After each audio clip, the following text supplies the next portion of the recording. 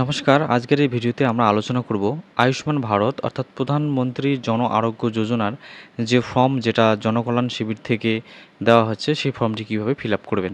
তো প্রথমে এই ফর্মটি যদি আপনি দেখেন সেক্ষেত্রে একেবারে উপরে দেখতে পারবেন আয়ুষ্মান ভারত প্রধানমন্ত্রী জন আরোগ্য যোজনা এবং বয় বন্দনা স্কিমের জন্য ফর্ম এবং 70 বছরের বেশি বয়সীদের জন্য এই ফর্মটি। তো ডান দিকে আসলে দেখতে পারবেন তারিখ। তো এখানে তারিখ, ডেট, মাস এবং বছর এই হিসেবে দেবেন, অর্থাৎ যেদিন আপনি জমা দিচ্ছেন সেই দিনের যে তারিখ সেটা দেবেন। এবং নিচে দেখতে পাচ্ছেন আবেদনকারীর মৌলিক বিবরণ। তো প্রথমে আবেদনকারী ব্যক্তির আধার নাম্বার এখানে দেবেন, এই যে এখানে আধার কার্ড নাম্বার বসিয়ে দেবেন। তারপরে দেখতে পাবেন আবেদনকারীর নাম। তো আবেদনকারী যিনি রয়েছেন অ্যাপ্লিক্যান্ট তার নাম এখানে লিখে দেবেন এবং ডান পাশে দেখতে পাচ্ছেন রেশন কার্ড নাম্বার। তো আবেদনকারী ব্যক্তির রেশন কার্ড নাম্বার এখানে বসিয়ে দেবেন। এরপর নিচে আসলে দেখতে পাবেন বিভাগ। তো এই বিভাগের মধ্যে রয়েছে রেশন কার্ডের যে বিভাগ সেটা। প্রথমে AAY, SPHS, PHS, RKSY1, RKSY2 এবং জেনারেল। তো এখান থেকে আবেদনকারী ব্যক্তির রেশন কার্ডের ক্যাটাগরি যেটা হবে তার সামনে টিক চিহ্ন দেবেন। এরপর নিচে আসলে দেখতে পারবেন আধারের সঙ্গে যুক্ত মোবাইল নাম্বার। তো আবেদনকারী ব্যক্তির আধার কার্ডের সঙ্গে যে মোবাইল নাম্বারটির লিঙ্ক রয়েছে সেই মোবাইল নাম্বারটি এখানে বসিয়ে দেবেন এবং তারপরে দেখতে পাচ্ছেন লিঙ্গ। আবেদনকারী ব্যক্তি যদি পুরুষ হয় সেক্ষেত্রে পুরুষের টিক চিহ্ন দেবেন, নারী হলে নারীতে টিক চিহ্ন দেবেন এবং যদি অন্যান্য হয় সেক্ষেত্রে এখানে টিক চিহ্ন দেবেন। তারপর অ্যাপ্লিক্যান্টের জন্ম তারিখ। তো জন্ম তারিখ প্রথমে ডেট ওয়াইজ এখানে ডেট দেবেন, তারপরে এখানে মাস দেবেন এবং একেবারে ডান দিকে দেখতে পাচ্ছেন এখানে বছর এই হিসেবে দেবেন। এরপর নিচে আসলে দেখতে পাবেন সম্পূর্ণ ঠিকানা, বাড়ির নাম্বার, রাস্তা, গ্রাম, ওয়ার্ড। তো এখানে কিন্তু সম্পূর্ণ ঠিকানাটা লিখতে হবে। এই যে দেখতে পাচ্ছেন এখানে রো দেওয়া রয়েছে, এখানে গ্রাম, পোস্ট অফিস, থানা, ডিস্ট্রিক্ট, একই সাথে পিনকোড, একদম সম্পূর্ণ অ্যাড্রেসটা এখানে লিখবেন। এবং নিচে দেখতে পাচ্ছেন জেলা, আবেদনকারী ব্যক্তির যে জেলা রয়েছে সেই জেলার নাম এখানে দেবেন। তারপর ব্লক অথবা ULBর নাম এখানে দেবেন, যদি গ্রামীণ হয় সেক্ষেত্রে ব্লকের নাম এখানে দেবেন। তারপর পঞ্চায়েত অথবা ওয়ার্ড, গ্রামে বাড়ি হলে গ্রাম পঞ্চায়েত এবং শহরে হলে ওয়ার্ডের নাম এখানে দেবেন।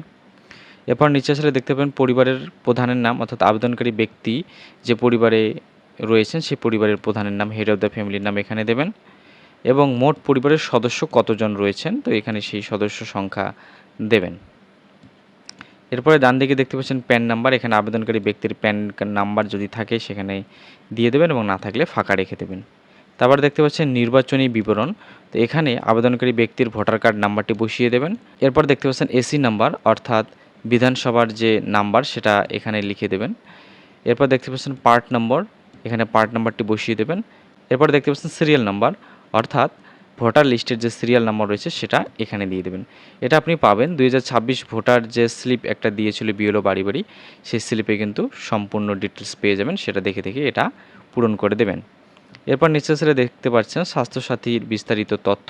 যদি আবেদনকারী ব্যক্তির বা পরিবারের স্বাস্থ্যসাথী কার্ড থাকে সেই স্বাস্থ্যসাথী কার্ডে যে 17 অঙ্কের যে নাম্বার রয়েছে সেই নাম্বারটি কিন্তু এই ঘরের মধ্যে বসিয়ে দেবেন। এরপর নিচে আসলে দেখতে পারবেন রসিদ। তো আধার নাম্বার দেখতে পাচ্ছেন, এখানে আবেদনকারী ব্যক্তির আধার নাম্বার বসিয়ে দেবেন। আবার এখানে আবেদনকারী ব্যক্তির নাম এবং এখানে রেশন কার্ড নাম্বার বসিয়ে দেবেন।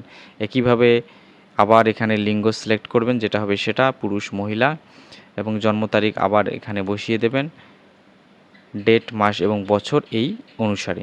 এরপরে দেখতে পাচ্ছেন বর্জন মানদণ্ড যাচাইকরণ। তো এখানে দেখতে পাচ্ছেন আইটেম বা মানদণ্ড দেওয়া রয়েছে। প্রথমে SIR বা WBLA, অর্থাৎ ওয়েস্ট বেঙ্গল লেজিসলেটিভ অ্যাসেম্বলি যে ইলেকশন রয়েছে 2026, তো সেই ভোটের জন্য অথবা 2026-এ যে SIR রয়েছে সেখানে এই আবেদনকারী ব্যক্তির নাম পাওয়া গেছে। তো নাম যদি পাওয়া যায় সেক্ষেত্রে ইয়েসে ক্লিক করবেন এবং যদি SIR-এ নাম না থাকে সেক্ষেত্রে নাতে ক্লিক করবেন, বা ভোটার লিস্টে যদি নাম না থাকে সেক্ষেত্রে না, এবং যদি থাকে 26 বিধানসভা ভোটার লিস্টে সেক্ষেত্রে হ্যাঁ এখানে টিক করবেন। তারপর SIR আপিল ট্রাইব্যুনালে মুলতবি রয়েছে।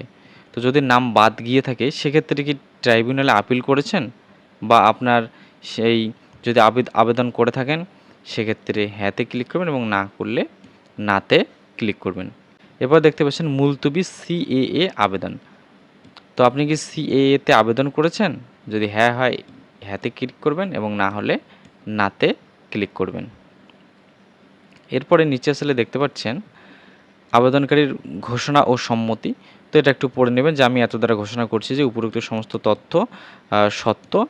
তো এরকম দেওয়া রয়েছে, এটা একটু পড়ে নেবেন এবং সব ঠিক থাকলে এখানে টিক চিহ্ন দেবেন। দেওয়ার পর ডান দিকে এখানে আবেদনকারী ব্যক্তি সই করবেন, অথবা যদি সই করতে না পারেন সেক্ষেত্রে বুড়ো আঙুলের ছাপ, টিপ ছাপ এখানে দেবেন। এবার নিচে আসলে দেখতে পারবেন FLW। তো এটা কিন্তু আমাদের আবেদন করতে হবে না বা ফিল আপ করতে হবে না, তো এটা ফাঁকা রেখে দেবেন, এটা অফিস কর্তৃক ফিল আপ করা হবে।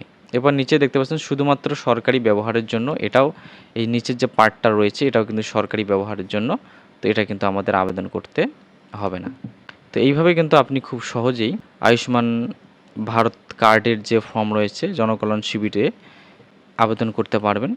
ভিডিওটি ভালো লাগলে অবশ্যই চ্যানেলটিকে সাবস্ক্রাইব করে পাশে থাকবেন।